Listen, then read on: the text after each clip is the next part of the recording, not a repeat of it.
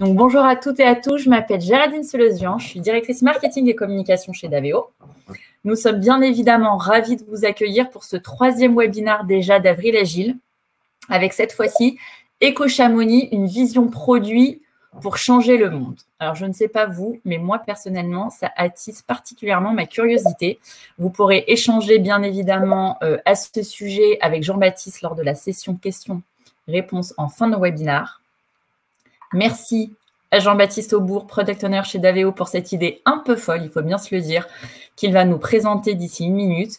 Il sera accompagné de Marc Marliot, je ne vais bientôt plus le présenter, Head of Agile and Product chez Daveo. Alors, qu'est-ce que c'est Avril Agile? Avril Agile, ça a une vocation, c'est promouvoir la philosophie agile qu'on a adoptée chez Daveo à tous les niveaux, donc c'est transmettre notre passion. Et Avril Agile, ça a lieu tous les jeudis du mois d'avril de 13h à 17h. Je promets de faire bref. Je vous présente Daveo pour ceux qui ne connaîtraient pas encore. Nous sommes un cabinet de conseil en management et technologie. Nous avons 4 offres qui représentent nos expertises. L'agile, bien évidemment, c'est notre offre historique, l'offre produit, mais également dans le domaine plus IT, la technologie et le cloud.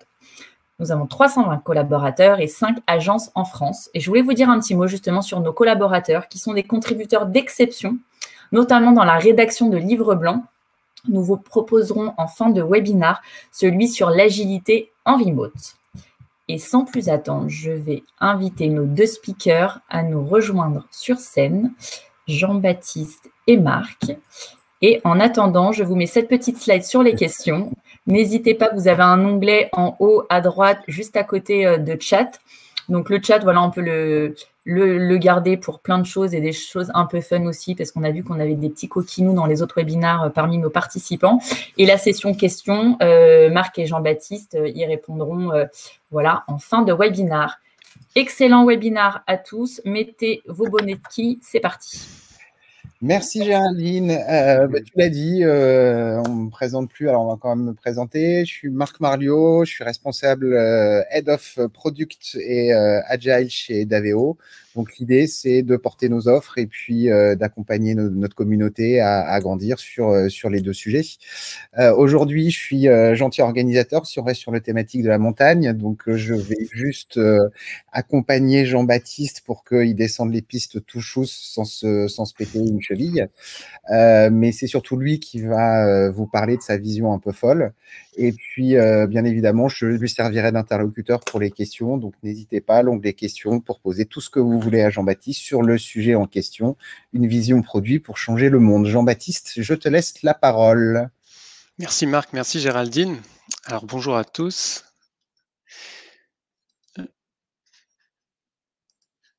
Je partage mon écran. Et c'est parti. J'espère que vous n'êtes pas trop fatigués après une longue journée de travail, une longue semaine peut-être pour certains. Donc pour commencer, souvent, quand on pense à la montagne, voilà ce qui peut venir dans notre tête. Un beau pré bien vierge. Ou alors quand on aime le ski et que parfois on regarde un peu des vidéos, puisqu'on n'a pas tous ce niveau de ski, on peut voir un beau virage carte postale avec dans une belle couche de poudreuse, puis avec le froid qu'il fait en ce moment, voilà, peut-être certains repensent au ski. On est sûrement un petit nombre à être frustré de ne pas forcément y avoir pu y aller cette année. Ou alors une belle et grande station bien accueillante, où voilà, on peut se retrouver avec les amis, faire la fête, etc. Et puis pourquoi pas, le soir, prendre un bon bain dans un jacuzzi bien chaud et fumant, après une longue journée harassante, mais tellement satisfaisante. Alors malheureusement, la montagne, eh ben, c'est aussi ça. Et puis ça. Donc, photo de gauche, c'est quelqu'un qui ramasse les déchets en haut de l'Everest. Et la photo de droite, c'est les déchets les plus souvent collectés sur les pistes de ski à la fin des stations. Donc cette année, il y a des chances que c'était un peu moins abondant. Mais en temps normal, on ramasse en moyenne 145 tonnes de déchets sur les pistes en France. Voilà, donc ça, c'est les chiffres de 2016. Et puis là, plus impressionnant encore, c'est donc ça, c'est une photo du mont Everest en haute saison. Donc c'est la queue pour accéder en haut du mont Everest. Donc et donc tous les ans, il y a des gens qui décèdent malheureusement parce qu'ils n'ont pas pris suffisamment d'oxygène pour pouvoir faire la queue pour arriver en haut de l'Everest. Donc cette zone est mortelle, hein. Si on n'a pas de masque à oxygène, on finit par y mourir. Et donc, en moyenne, c'est 5 tonnes de déchets qui sont récoltés en haut de l'Everest. Et depuis que l'Everest, le sommet du mont Everest est touristique, bah, on a 5 personnes en moyenne qui meurent par an en haut de l'Everest. Alors, avant d'aller plus loin, je vous propose de réfléchir un tout petit peu. Je vais vous laisser quelques secondes aux deux questions qui sont affichées. Là, d'abord, quel est votre idéal? Je dis votre idéal, vous pouvez en avoir plusieurs. Ce serait bien d'en choisir un. Et puis, quelles sont les causes qui vous tiennent à cœur? Et quand je dis les causes qui vous tiennent à cœur, c'est les causes pour lesquelles vous seriez prêt et prête à descendre dans la rue, quoi. Qu'est-ce qui est vraiment important pour vous? Je vous laisse quelques secondes pour y penser.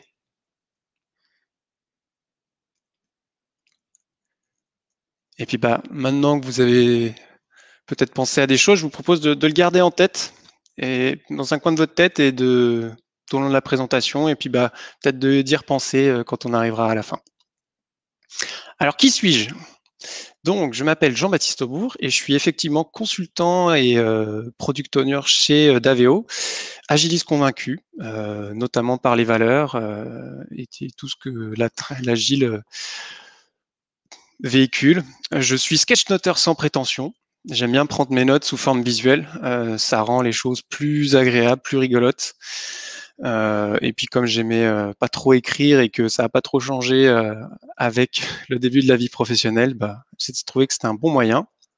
Je suis skieur occasionnel et amoureux de la montagne. Alors j'aime vraiment beaucoup la montagne, que ce soit en hiver pour le ski, mais pas que. Hein. Là, on arrive au printemps, là il y a les arbres qui sont en fleurs, que ce soit l'été pour faire des belles randonnées, ou à l'automne aussi, quand les arbres deviennent un peu plus rouges. C'est vraiment un élément naturel que j'aime beaucoup, que je trouve très beau et qui me fait me sentir petit, quoi, et humble.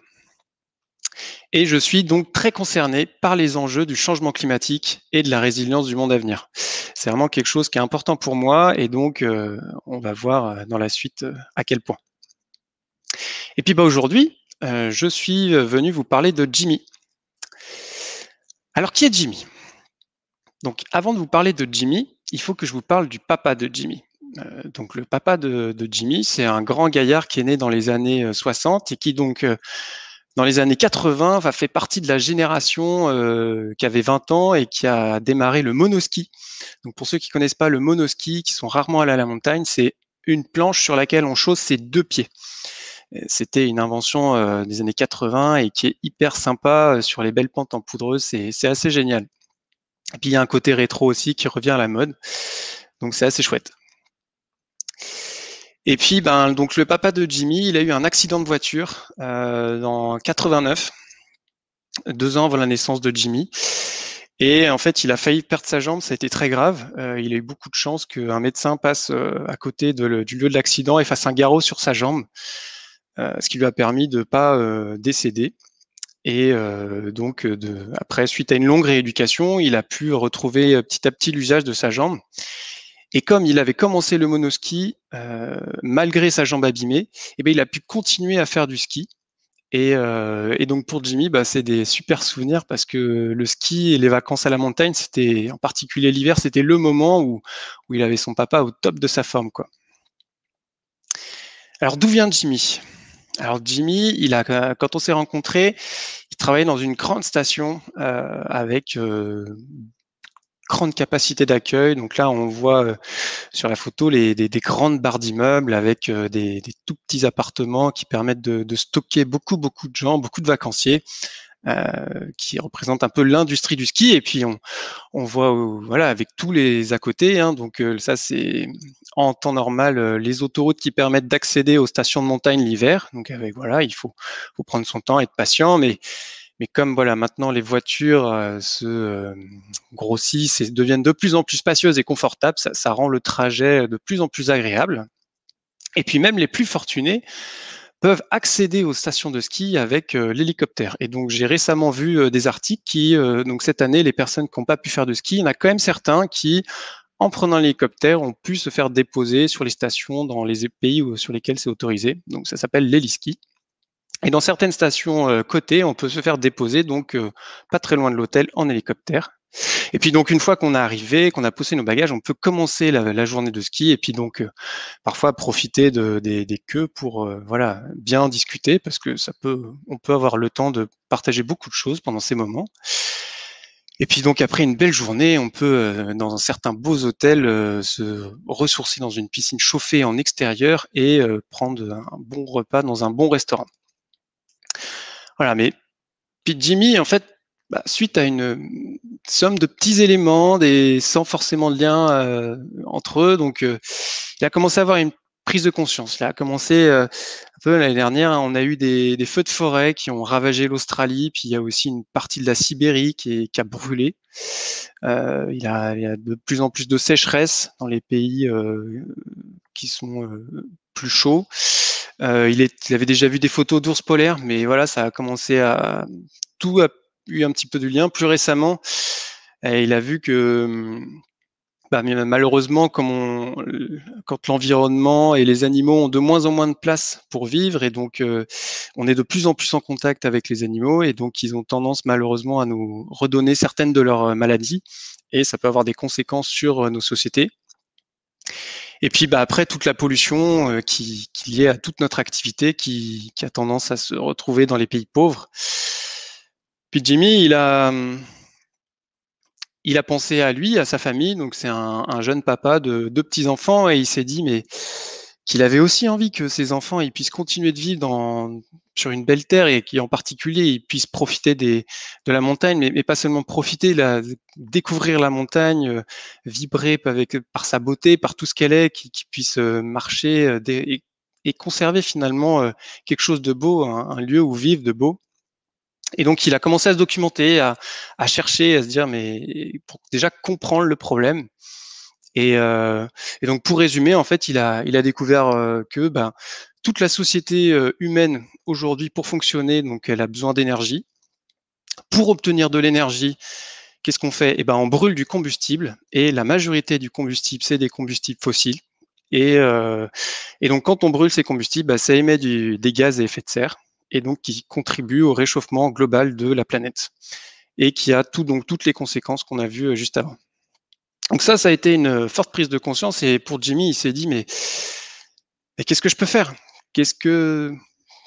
C'est quoi mon rôle là-dedans ? Qu'est-ce que je peux faire pour aller dans le bon sens ? Première prise de conscience, il dit je veux travailler à ce que mes enfants puissent vivre dans un monde soutenable. Voilà, je veux que mon travail, ce que je fais le plus souvent de ma vie, sauf quand je pars en vacances et que je profite de la montagne, ça aille dans le bon sens. Je veux plus faire partie du problème, je veux pouvoir agir. Je veux plus être stone, être dépressif et me dire mais tout est foutu de toute façon. Voilà, non, je veux agir, puisque je sais qu'il y en a d'autres derrière moi qui vont pas avoir autant de chance que moi. Et donc, c'est là qu'il eut son idée.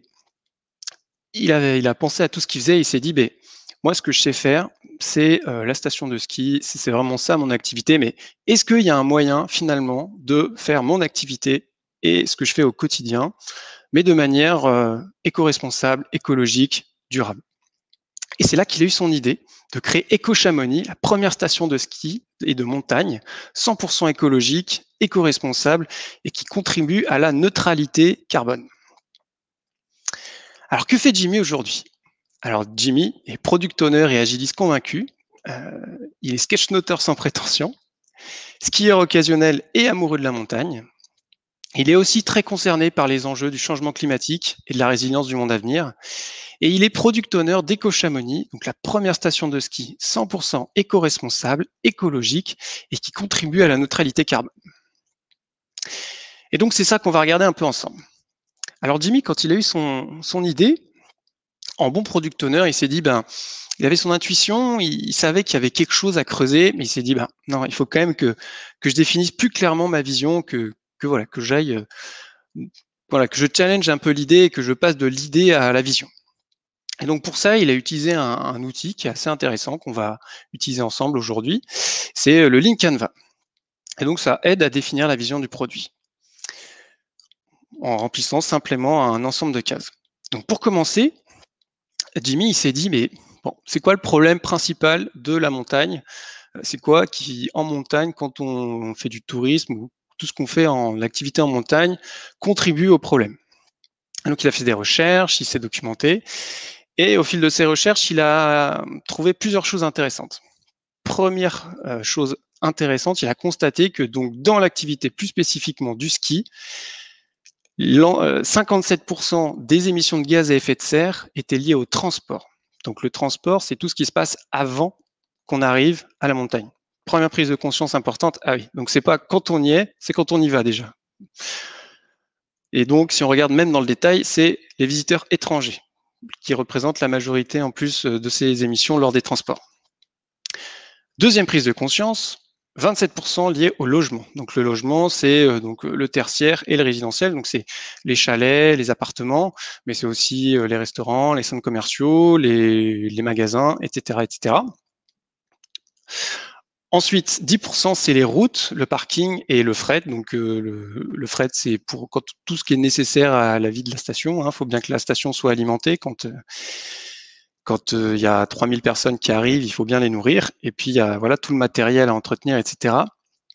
Et puis, autre prise de conscience assez importante, finalement, le domaine skiable. Donc, le domaine skiable, c'est vraiment tout ce qui permet l'activité du ski. Donc, autant les remontées mécaniques que les dameuses, les canons à neige, tout ce qui fait vraiment le domaine skiable. Ça représentait seulement 2% de l'ensemble des émissions des gaz à effet de serre de l'activité du ski. Et donc 1% lié à l'agriculture. Mais donc, en bon product owner, il s'est dit, mais mince, en fait, déjà, ça sert à rien que finalement, j'essaye de réduire les émissions de mon domaine skiable si je ne réduis pas les autres. Et donc, ça, c'est la première chose, c'est ne pas résoudre des problèmes qui n'existent pas. Et donc, dans le cas de Jimmy, installer des panneaux solaires ou des éoliennes pour réduire les émissions du domaine skiable, c'était pas dit que l'impact soit hyper significatif. Donc, il avait bien cerné son problème.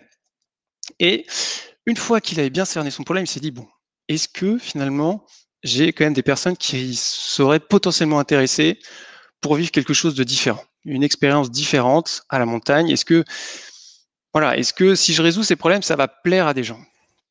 Et donc, c'est là qu'il a commencé à se demander, mais qui c'est mes potentiels utilisateurs? Et il a un peu réfléchi, il en a parlé autour de lui, puis il a vu qu'il y avait quand même pas mal de gens passionnés de ski et qui étaient aussi randonneurs, qui étaient sensibles comme lui à toutes ces questions, et que potentiellement ces gens seraient super intéressés de pouvoir continuer à pratiquer une activité qu'ils aiment, mais de manière beaucoup plus éco-responsable et en accord avec leurs convictions. Il a pensé à un autre segment utilisateur, c'est les freeriders, qui sont aussi une population un peu de niche, mais qui sont souvent en recherche de lieux vierges, aussi de nouvelles expériences. Et puis il a pensé aussi aux familles, à toutes les familles qui auraient envie de transmettre quelque chose de différent à leurs enfants, et la montagne, mais la montagne, pareil, la montagne durable. Donc, trois groupes un peu d'utilisateurs. Et puis après, il s'est dit, mais tiens, si je fais quelque chose de vachement chouette et que j'arrive à résoudre tous les problèmes de l'activité du ski, il y a des chances que les grandes stations qui existent et qui aient envie de s'inspirer de mon modèle. Et donc, pourquoi pas, je pourrais accompagner, proposer une offre de conseil auprès de ces autres stations. Voilà, donc potentiellement, il y avait des personnes intéressées. Il s'est dit, bon, ok, donc j'ai bien cerné mon problème, mes utilisateurs, j'ai des utilisateurs potentiels. Bon, maintenant, c'est le moment de rentrer un peu dans le dur. Est-ce qu'il y a vraiment des solutions aux problèmes que j'ai identifiés? C'est quoi les solutions que je veux apporter?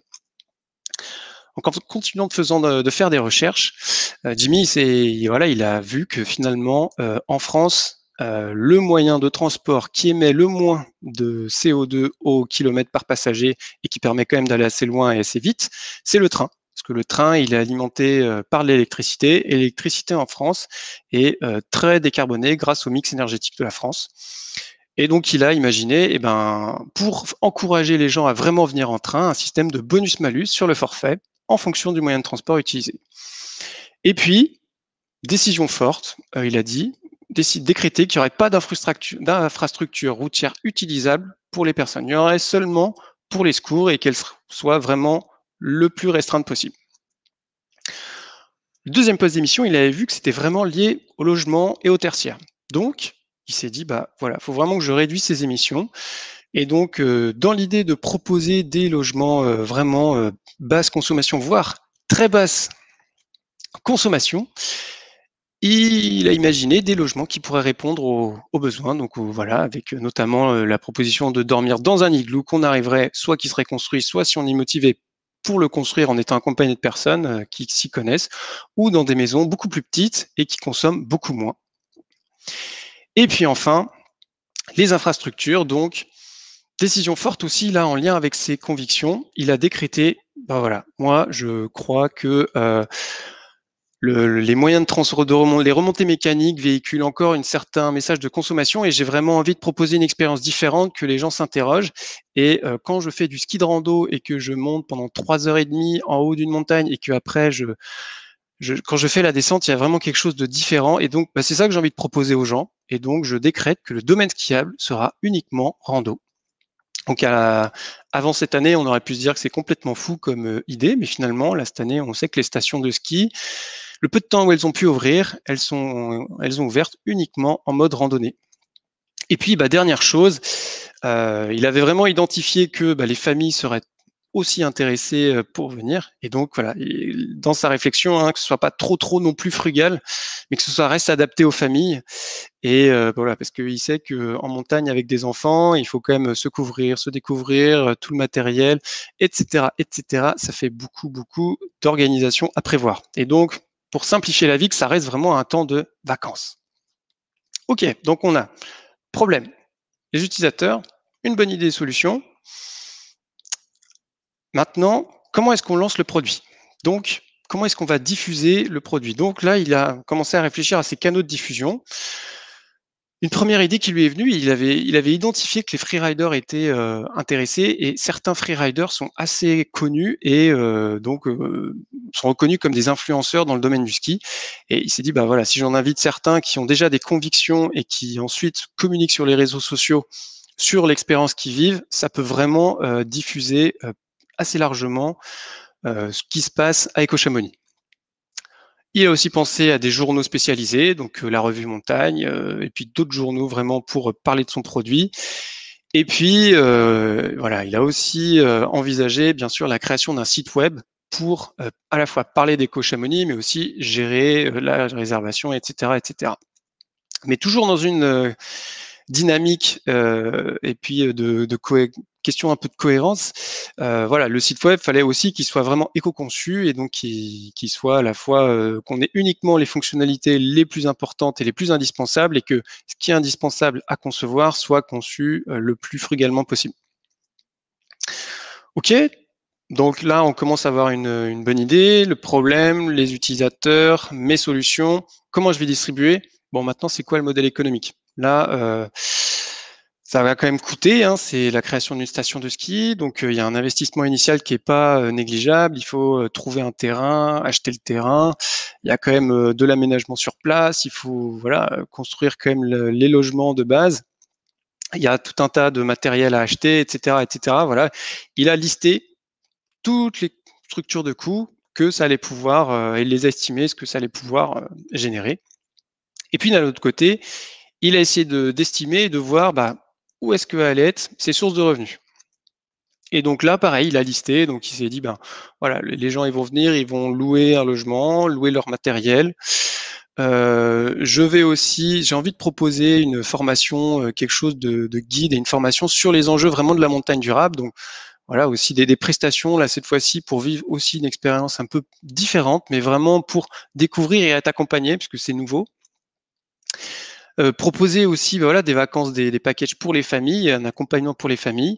Et puis après, lié aux autres utilisateurs qu'il avait potentiellement identifiés, une offre de conseil auprès des autres stations qui pourrait générer du revenu dans un second temps, si son idée est un succès. Et puis les régions qui sont fortement concernées par l'activité du ski, ça représente 120 000 emplois en France. Il s'est dit que il arriverait à obtenir des subventions des régions pour promouvoir son modèle.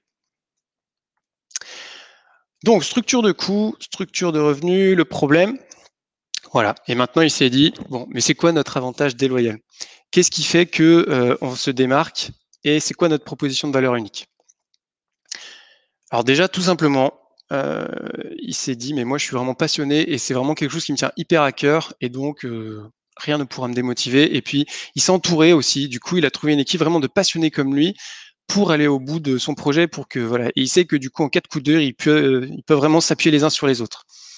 C'est aussi un combat qu'il mène. C'est plus profond que juste une idée de business qu'il a envie de monter. Non, c'est vraiment c'est son combat et puis c'est lié vraiment à ses valeurs fortes, profondes qu'il a en lui. Et donc c'est voilà, il sait que ça va lui permettre d'aller au bout de son idée. Et puis Jimmy, il est product owner, donc il est très sensible à la manière de travailler en agile. Il est sensible à la fois à l'état d'esprit, donc vraiment la transparence, la sécurité psychologique. Il sait très bien que c'est pas en mettant la pression et en entretenant des relations conflictuelles avec les partenaires que c'est efficace. Il est aussi sensible, voilà, à la manière de s'auto-critiquer, de faire des rétrospectives régulièrement, etc., etc. Et ça, il sait que c'est un vrai avantage pour lui. Et l'équipe de laquelle il s'est entouré, c'est vraiment une équipe aussi qui est sensible à cette manière de travailler. Et puis, dernière chose, finalement, il a fait un peu il a regardé un peu autour de lui et il a vu que l'expérience qu'il propose, elle est assez unique. Si la promesse est réussie, c'est unique au monde. Et donc, il sait que ça, c'est vraiment un superbe avantage. Dernière chose, il s'est dit, bon, quand même, restons les pieds sur terre, comment est-ce qu'on mesure notre succès? Et donc, voilà, il s'est donné des indicateurs clés pour mesurer vraiment que son idée était vraiment bonne. Et donc, il s'est d'abord donné des objectifs vraiment qui permettent de mesurer que le business avance et donc que le projet grandit. Et donc pour ça, il s'est donné tout un tas d'indicateurs business. Donc, combien de personnes viennent sur le site, combien de personnes reviennent sur le site, combien de personnes parlent du site, combien de personnes viennent à la station, combien de personnes parlent après être venues à la station, etc., etc. Tout ça pour tout un tas d'indicateurs qui permettent de suivre un peu la croissance du produit, à la fois dans sa connaissance autour dans la sphère, des gens qui peuvent être intéressés, et puis aussi juste la croissance un peu économique du sujet. Et puis il s'est dit, mais voilà, moi j'ai aussi besoin, il faut autre chose, il ne faut pas que des indicateurs business. J'ai une promesse vraiment de faire quelque chose de 100% écologique, éco-responsable, qui contribue à la neutralité carbone. Il me faut des indicateurs qui vérifient que cette promesse aussi, elle est tenue. Et donc, décision forte, il a décidé que tous les ans, on réaliserait un bilan carbone de l'ensemble des activités de la station. Donc, un bilan carbone, c'est une méthode qui permet de savoir l'ensemble des émissions d'une structure, d'une entreprise, d'une activité, réparties par poste, en proportion, et qui donne du coup une bonne idée des endroits où il faut faire des efforts. Et donc, avec dans l'idée donc de faire ce bilan carbone tous les ans pour pouvoir réduire petit à petit et voir les postes les plus importants. Et puis, il est très sensible, Jimmy, aussi à l'environnement, la montagne, toute la faune et la flore. Et donc, il s'est dit, voilà, moi, je veux vraiment pas que la station que je crée, elle perturbe ces populations. Et donc, il s'est dit, voilà, je vais mettre en place des indicateurs de suivi des populations d'animaux sauvages et de la flore afin de s'assurer qu'il n'y ait pas de baisse significative liée aux infrastructures que je suis quand même obligé de développer. Voilà.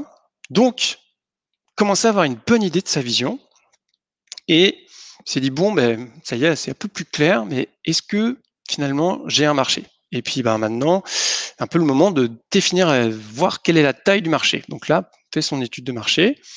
Il a cherché, il a trouvé que en moyenne, 8% des Français partent à la montagne l'hiver. Donc 8% de 65 millions, ça fait à peu près 5 millions de personnes. Et puis, dans une étude de l'Agence de la transition écologique, qu'ils avaient fait dans les années 2008-2010, il a vu que 15% des gens se disaient prêts à changer leur mode de vie. Donc, il s'est dit, si je fais 15% de ces 5 millions de personnes, ça fait environ 700 000 personnes qui sont potentiellement intéressées. c'est plus que suffisant. Si 700 000 personnes viennent à ma station, je ne saurais pas du tout comment les accueillir. Donc, il y a bien un marché et il existe bien un besoin. Et maintenant, comment il est configuré mon marché et comment je vais faire en sorte de rentrer dans mon marché. Et donc là, il s'est dit, c'est qui les personnes qui vont un peu commencer à diffuser mon produit? Comment je vais faire pour arriver à une taille suffisamment importante pour sortir de la niche et passer sortir de la niche. Et donc là, c'est là qu'il a pensé vraiment à ses utilisateurs, ces freeriders qui allaient pouvoir un peu être fans de nouveautés et pouvoir rentrer, enfin communiquer sur l'expérience qu'ils allaient vivre. Les amoureux de la montagne qui attendent que ça, en fait, de pouvoir vivre la montagne le plus nature possible et qui, voilà, il y a enfin une proposition qui leur parle et qui du coup vont rentrer, vont pouvoir en parler. Et puis pareil pour les randonneurs. Et puis les familles qui viendraient en parleraient à leurs amis, etc. Et puis ils comptent pas mal sur le bouche à oreille pour remplir. Voilà, donc le marché. Et avant de démarrer, donc là vraiment, parce qu'il voulait pas partir trop gros et être sûr vraiment que cette fois-ci, concrètement, sa vision et son marché, ça avait vraiment un intérêt. Il s'est dit, voilà, c'est quoi mon MVP? Donc le MVP, c'est un minimum viable product. C'est quelque chose qui vient du Lean Startup, qui est pas mal utilisé dans l'agilité. Et l'idée, c'est de construire le plus petit produit possible, mais qui va permettre de valider l'ensemble des hypothèses que je pose. Et donc, il s'est dit, c'est quoi mon MVP? Mon MVP, donc dans mon MVP, j'ai besoin d'avoir quand même un site web qui fonctionne pour pouvoir communiquer. J'ai besoin, et dans un souci de cohérence, du coup, le plus simple possible, je vais prendre un WordPress, mais avec un framework spécial éco-conception.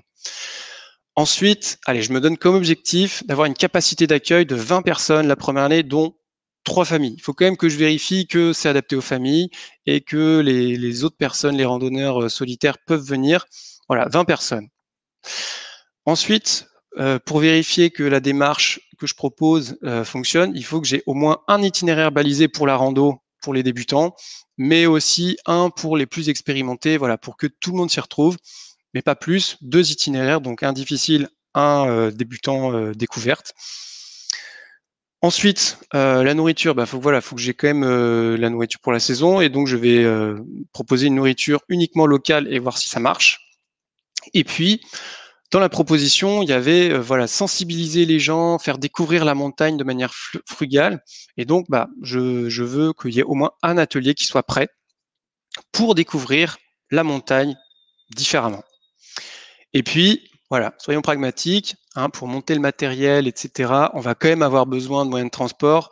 Donc, on se donne pour objectif de faire un aller-retour par semaine en 4x4 pour monter le matériel et la nourriture, en attendant la construction d'un téléphérique qui serait bien sûr alimenté par de l'électricité assez bas carbone. Voilà, donc il y a son MVP. Et ça y est, c'est le moment de passer à l'attaque et donc construire le produit. Et donc, comment on fait? Comment je démarre?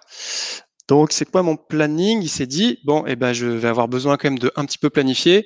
Et donc, je vais essayer de construire ma roadmap.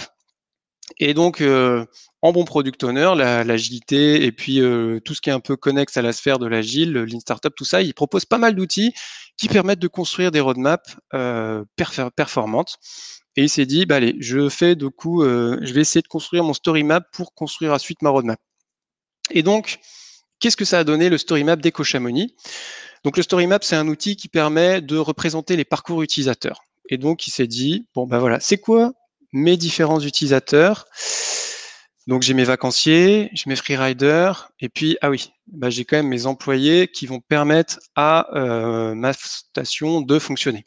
Et donc, une fois qu'on a les différents groupes d'utilisateurs, là, l'idée du story map, c'est de montrer les différentes étapes qu'ils vont faire pour rien oublier dans tout ce qu'on veut proposer dans le produit. Donc, les vacanciers, ils vont commencer par avoir des déplacements pour venir à EcoChamonix. Donc, il faut que je prévoie qu'ils puissent venir à EcoChamonix. Donc, ça veut dire quand même prévoir un sentier, puis peut-être aussi un moyen pour les aider à porter les bagages, etc., etc. Ensuite, il va falloir qu'ils puissent se rendre à leur logement. Donc, il faut que ce soit un peu balisé dans le village. Il faut qu'il y ait quand même des sentiers aussi. Ils vont vouloir aller se rendre sur les pistes. Ils vont vouloir aller au cours de ski. Ils vont devoir aussi poser les enfants au jardin d'enfants. Donc, il faut que je prévoie aussi quelque chose pour les enfants. Et puis, à la fin, ils voudront partir d'EcoChamonix. Bon, voilà, etc., etc. Tout lié au déplacement. Freerider et leur particulier, c'est qu'eux, ils vont avoir aussi envie d'accéder à des espaces qui sont moins balisés, et donc ils vont avoir envie d'aller en haut de la montagne, donc on leur prévoit aussi quelque chose pour pas qu'ils s'ennuient. Et puis les employés, pareil, faut qu'ils puissent se rendre à leur travail, qu'ils puissent venir avec Chamonix, etc., etc. Ensuite, les logements. Donc pareil, logement. Donc là, les gens qui viennent avec Chamonix vont vouloir louer un chalet, louer pourquoi pas un igloo aussi pour vivre une expérience différente, ou louer quelque chose plus spécifiquement pour la famille. Pareil pour les freeriders, et puis les employés, ils auront besoin d'être logés. Ensuite, sur l'activité vraiment du ski à Éco-Chamonix. Donc là, il faut que les gens, pour commencer à skier, il faut d'abord qu'ils aient leur matériel s'ils n'ont pas leur ski, donc il faut qu'ils puissent louer du matériel. Et puis, il faut qu'ils puissent aussi connaître les itinéraires. Donc là, il faut qu'on ait balisé à l'avance les itinéraires, les 2 sentiers qu'on veut proposer, puis ensuite les pistes qu'on veut baliser. Ou alors qu'ils puissent faire une balade. Pour les freeriders, mais aussi pour les vacanciers, finalement, faut qu'ils connaissent les dangers, faut qu'ils sachent les barres rocheuses qui peuvent sauter, celles qu'il vaut mieux éviter, etc. Et puis qu'ils puissent connaître les itinéraires. Et puis l'employé, lui, il faut qu'il soit en capacité de pouvoir baliser les chemins. Donc l'employé, il y a plein d'employés, il y a les pisteurs, les secouristes, les personnes qui vont permettre de faire la nourriture, etc., etc. Vraiment tous les employés, etc. Donc pour entretenir la neige, faire vivre le domaine. Et puis, le site web. Comment, donc, pour les vacanciers. Donc là, vraiment, plus classique. Faut que j'ai ma page d'accueil sur laquelle ils arrivent, qu'ils n'aient pas envie de partir en arrivant sur ma page d'accueil, faut que ce soit un peu joli. Faut qu'ils puissent réserver leur domaine. Les freeriders, pour leur donner aussi envie, faut qu'ils aient le plan du domaine. Mais en fait, ça, c'est pas que pour les freeriders, donc je vais en avoir aussi pour les vacanciers. Et puis, pour les employés qui auraient envie les saisonniers, qui auraient envie de candidater, de travailler, là, faut qu'ils aient aussi un espace pour déposer les candidatures, etc., etc. Voilà, il commence à avoir une bonne idée, donc il était assez serein, là, il avait vu pas mal de choses, donc il s'est dit, allez, ça y est, donc dans quel ordre je fais les choses? Donc cette fois-ci, je passe à la roadmap. Et donc sur la première année, donc il s'est dit les déplacements. Il a dit donc pour les déplacements, donc je vais commencer par faire le sentier piéton quand même pour accéder au village tout de suite. J'en vais en avoir besoin tout de suite. Et puis ensuite je vais avoir besoin de me déplacer dans le village. Et puis je lance rapidement la construction quand même d'un téléphérique pour pas qu'on soit obligé de venir à pied. Et puis à partir du 3e trimestre, donc vers le début, avant le début de la saison d'hiver, je commence à baliser mon sentier rando pour les raquettes. Voilà. En même temps, pour les logements, donc je commence par prévoir des logements pour les ouvriers qui vont construire les petites maisons que je vais proposer. Les logements ensuite des employés de la station là qui cette fois-ci vont préparer un peu le domaine à l'avance. Et puis dès le 2e trimestre, là je commence vraiment à construire les logements, à préparer le terrain pour les randonneurs et pour les familles, pour tous les gens qui vont venir à Éco-Chamonix. Le domaine skiable. Donc là, ce qui est important, c'est quand même d'avoir un petit peu de neige et puis de pouvoir alimenter la station en eau. Donc je mets en place quelques retenues d'eau. Et puis je commence à repérer les pistes, à baliser les pistes l'été. Pourquoi pas couper quelques arbres, etc. Sécuriser les endroits dangereux, donc les crevasses, rajouter des ponts où il faut, etc., etc. Et puis vers le 3e trimestre, là, au moment des premières neiges, je commence à baliser les pistes pour la station d'hiver. Et puis je crée aussi l'espace famille à ce moment-là. Et puis pour mon site web, je commence par une première version uniquement vitrine pour pouvoir rapidement communiquer sur mon produit. Et puis dès le 2e trimestre, je mets en place la gestion des inscriptions. Et puis je mets en parallèle aussi un espace blog pour pouvoir commencer aussi à contribuer sur le sujet. Voilà. Donc la roadmap, Jimmy, il avait à peu près en tête ce qu'il voulait faire. Et il savait aussi, donc bien sûr, que rien n'est figé dans le marbre, tout était négociable. Il savait qu'il ne peut pas tout prévoir à l'avance sur les 4 trimestres. Et donc potentiellement, il y avait des choses qui allaient être rebougées, mais c'est pas grave. Ça lui permettait de démarrer et de savoir aussi où commencer. Il a lancé le produit, il a lancé Éco-Chamonix la première année. Ça a été un succès extraordinaire. Et donc, ça a été le moment cette fois-ci de faire le bilan de la première année. Alors ça, c'est le premier truc de Jimmy. Il s'est dit donc donc il y a eu bien sûr donc dans la manière de construire le produit, il faisait régulièrement des rétros sur les sujets en particulier, des rétrospectives pour faire le point donc au moment de la construction, puis après au moment du balisage, etc. pour bien sûr. Mais là, c'était vraiment la rétrospective globale du premier lancement du produit de la station. Et il s'est dit waouh, donc premier truc, ça a été les igloos. c'est vachement bien. Ça a hyper plu de dormir en igloo. Et puis les familles qui ont fait ça pour une nuit, c'était top. Par contre, quand même, on a vu que pour les enfants, c'était important qu'il y ait quand même un petit peu de confort et certaines commodités. Et donc, entre autres, que les chalets ne soient pas chauffés trop bas pour que personne ne tombe malade et que ça reste une expérience agréable. Et puis, ben voilà, les enfants contents, ça fait des parents contents et donc tout le monde est content à la fin. Ensuite, c'est dit, bon, les gens qui sont venus la première année, qui leur a demandé des retours des utilisateurs, il leur a demandé, voilà, qu'est-ce que vous avez aimé, qu'est-ce qui était difficile pour vous. Et puis, quelque chose qui est revenu plusieurs fois, des gens qui lui disaient, mais wow, c'était génial, on a vécu une expérience incroyable, vraiment, on va en parler.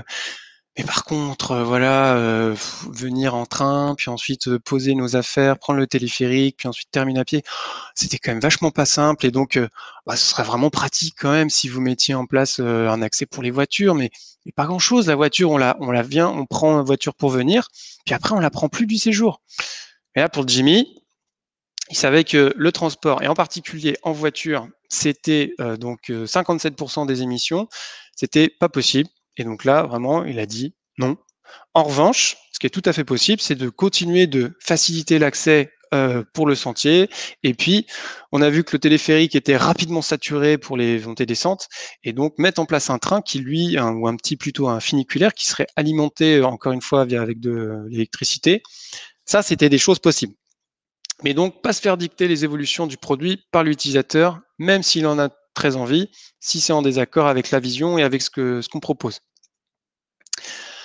Ensuite, valider l'impact des fonctionnalités existantes. Alors là, des exemples sur les maisons. Donc, ils ne savaient pas du tout quelles maisons allaient marcher, d'autres pas. Donc, ils ont essayé plein de modèles, donc de petites maisons qui chauffent vite, etc., etc. Donc, des maisons en tôle, des maisons en paille, des maisons sur roues, en disant peut-être qu'on pourra bouger déjà les maisons, etc. Et puis, à chaque fois qu'ils avaient une hypothèse, ils validaient en disant, voilà, qu'est-ce qui est le mieux pour le chauffage, qu'est-ce qui est le mieux pour l'humidité? Ah oui, en fait, l'hiver, il fait quand même froid, et puis donc, il y a des choses qui isolent mieux que d'autres, etc. En fait, les petites maisons sur roulotte, c'est bien, par contre, on peut pas les bouger. On avait envisagé qu'on pourrait déplacer le village pour pouvoir pas monopoliser la terre au même endroit, la gestion des toilettes, etc., etc. Valider l'impact des fonctionnalités jusqu'à trouver le bon chalet et adapter vraiment à la station et à ce qu'il voulait proposer. Donc, si on résume un peu ce qu'a fait Jimmy, donc il a commencé par vraiment exprimer sa vision, donc passer de l'intuition à la vision. Son intuition, c'était bien, mais vraiment, rentrer dans le détail, voir ce qui est viable, ce qu'on peut faire, les solutions, les utilisateurs, les revenus, les coûts, etc., etc. Regardez s'il y a un marché aussi, pas faire quelque chose pour personne. Ça, c'est triste quand on a une super idée, mais que ça intéresse personne. Mais voilà, ça sert à rien de la faire quand même. Passer aussi par un MVP pour valider toutes les hypothèses. Faire la roadmap. Donc, Jimmy, il est passé par un story map pour produire sa roadmap. C'est pas la seule manière. Il y a d'autres manières possibles pour réaliser un produit et pas que un produit IT. Dans la manière quand on construit le produit, pas hésiter à y aller de manière itérative. Donc, soit faire du Kanban pour ce qui est vraiment en mode flux, soit faire des sprints si on a besoin qu'on ait des personnes focus. On se dit, on en fait un sprint de construction d'une maison, puis etc. On sait ce qu'on veut faire. Et puis, à la fin, faire aussi un bilan, savoir ce qui a marché, ce qui n'a pas marché. Et puis, pourquoi pas ensuite refaire un autre MVP plus gros ou sur des plus petites parties pour vérifier d'autres hypothèses. Et pourquoi pas aussi à réalimenter la vision, changer la vision sur ce qui marche et ce qui ne marche pas. Alors, c'est la fin pour Jimmy, mais finalement, pourquoi est-ce que je vous raconte tout ça? Alors moi, ça fait... j'ai découvert un peu l'écologie il y a 2 ans. Et vraiment, c'est devenu petit à petit, un peu comme Jimmy, quelque chose d'assez important. Et j'ai découvert que c'était hyper important pour moi, entre autres, de m'investir et que finalement, on avait tous une expertise pour aller dans le bon sens. Et que finalement, moi, ma prise de conscience, ça a été que finalement, cette expertise que j'ai, j'ai envie de la mettre au service de quelque chose qui a du sens. Et donc, c'est un peu le message que j'ai envie de vous repasser, c'est que on est tous et vous êtes tous des experts de quelque chose, vous avez tous une expertise, et moi je vous invite, je vous encourage à mettre cette expertise au service donc des produits, des choses, de peut-être l'idée que vous avez eue, la cause que vous avez envie de défendre, que vous avez imaginé en début de présentation, au service de ce qui a du sens pour vous. Et sur le problème du changement climatique plus spécifiquement, on va avoir besoin de vous, de tout le monde, et ça concerne tout le monde, et c'est pas foutu. Voilà, je vous remercie de votre attention. Ah oui, un petit avertissement. Donc dans la présentation qui vient de se dérouler, tous les faits sont réels, toutes les solutions sont plus ou moins plausibles, mais n'ont pas fait l'objet d'une vraie mise en œuvre réelle pour l'instant. Voilà, je vous remercie. Merci beaucoup, Jean-Baptiste. Merci de nous avoir emmené en haute montagne, pour pas dire dans ta tête. Merci beaucoup. Alors, je rappelle, il y a l'onglet questions si vous voulez poser des questions autour, alors soit d'un truc qu'on peut appeler la RSE, soit la démarche climatique au sens large, ou alors le rôle de PO. Moi, j'avais une question en t'écoutant et Ghislain a rebondi. Finalement, tu parles beaucoup d'indicateurs, d'études de marché, ainsi de suite. C'est finalement pour toi les clés du succès pour un product owner. Ça, c'est la partie ma question. Et Ghislain, lui, il est effectivement comment tu définis et priorises tes KPI. Je vais même rajouter une question à ça pour histoire qu'on complète le truc. Est-ce que les KPI, c'est le meilleur indicateur qui existe au monde? Alors, ça fait pas mal de questions. Déjà, le premier message, c'était vraiment que tous les outils, tout ce qu'on fait dans l'agilité, mais plus largement, on peut l'appliquer et faire autre chose hors de l'IT.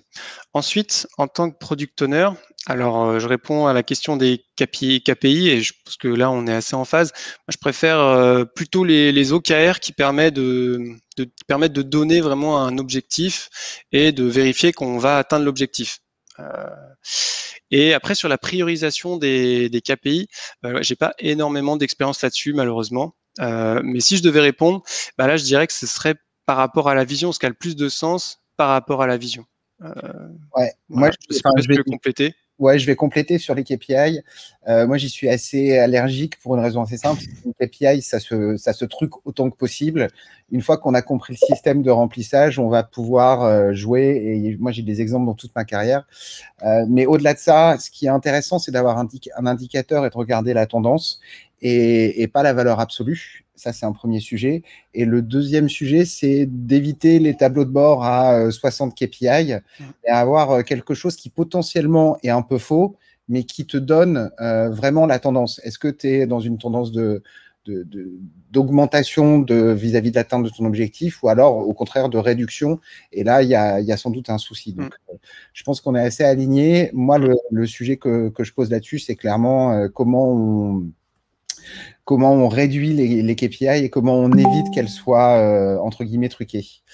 Il y a une deuxième question, et moi, c'est une question aussi qui m'intéressait, c'est Yvan qui demande si tu travailles réellement sur des projets similaires visant à rendre les stations de montagne plus écologiques. Si j'augmente plus largement, parce que je connais la réponse, finalement, comment tu mets en œuvre tout ce que tu nous expliques dans ta vie quotidienne? Alors, la réponse pour l'instant, c'est non. Mais peut-être que, je sais pas, peut-être qu'on va vraiment finir par le lancer, cet éco-Chamonix. Plus j'y pense, plus je me dis que ça pourrait être pas mal. Mais j'y connais pas grand-chose finalement à l'industrie du ski. Par contre, ce que je connais, c'est vraiment bien la démarche produit. Et donc, comment est-ce qu'elle peut être au service finalement? Ça, c'est une réflexion que j'en suis venu à me faire d'autres choses que l'IT et du coup en particulier les sujets écologiques et du coup oui, à titre personnel, moi je suis assez intéressé par tout ce qui peut rendre notre industrie, donc cette fois-ci vraiment de l'IT, plus durable. Et donc en particulier, je me documente pas mal sur l'éco-conception et j'essaie de lancer des choses sur ce sujet autour de moi. Ok, alors n'hésitez pas pour les questions, je vais en profiter pour rebondir sur une remarque de Farouk qui dit d'où l'intérêt des OKR versus les KPI. Il y a quelque chose de super intéressant sur les OKR, c'est qu'en fait, l'objectif qu'on se fixe, il est, alors je vais pas dire inatteignable, mais en tout cas, il va au-delà de ce qu'on espère. Et du coup, comparé au KPI où l'objectif, ça va être d'atteindre, je vais dire un taux de remplissage, atteindre 80% de taux de remplissage de tes chalets. Si je l'exprime au niveau OKR, ça va être plutôt voilà, avoir un taux de remplissage à 120%. Alors, c'est un peu pas pertinent, mais si finalement je vais chercher, si ma rentabilité, parce qu'on va parler d'argent quand même malgré tout, mais si ma rentabilité, elle est à 80% de taux de remplissage, dans mes objectifs, je vais viser 100%. C'est-à-dire que je sais dès le départ que c'est inatteignable.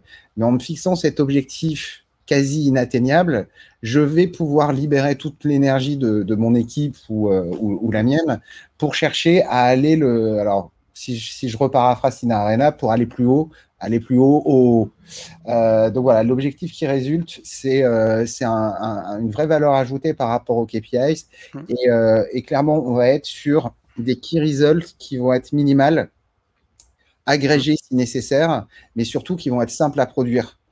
Et puis, si je fais un parallèle du coup, donc ça marche vachement bien dans l'IT et je suis carrément en phase avec ce que tu dis, mais on peut le faire aussi, par exemple, si je reprends du coup mon exemple qui n'est pas encore tout à fait réalisé, mais si on se donne des objectifs aussi d'avoir, je sais pas, 0 net émission ou d'avoir une population qui augmente d'animaux alors qu'on diminue leur espace, bah pareil, en fait, on va chercher des solutions toujours plus, toujours mieux.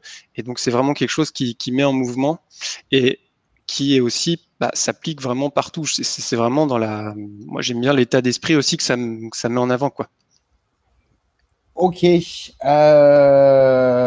parfait.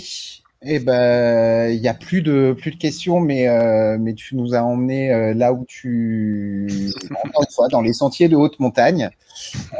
Géraldine, le retour, je vais en profiter le temps que Géraldine prenne la parole pour lancer un petit retour sur l'intervention de Jean-Baptiste. Donc, dans l'onglet sondage, je vous invite à donner ce que vous avez pensé et quelle est la valeur du temps que vous avez investi à écouter ce cher Jean-Baptiste. Géraldine, c'est à toi. Yes. Eh bien, merci beaucoup Jean-Baptiste. On a bien voyagé. J'étais très triste de ne pas être sur les pistes de ski cette année. Donc, j'ai senti un peu le froid et tout ça. Ça m'a fait du bien. Elle est en train de vous partager un petit call to action qui vous dirige directement sur le lien d'inscription où vous pouvez vous inscrire pour les prochains webinars, donc dès jeudi prochain à 13h et 17h et ce jusqu'à la fin du mois. Un très, très grand merci Jean-Baptiste pour ce projet un peu fou, mais qui, on l'espère, se réalisera d'ici quelques années. Merci à toi, Marc, gentil organisateur, et merci à toutes et tous pour votre participation. On vous dit à très, très bientôt.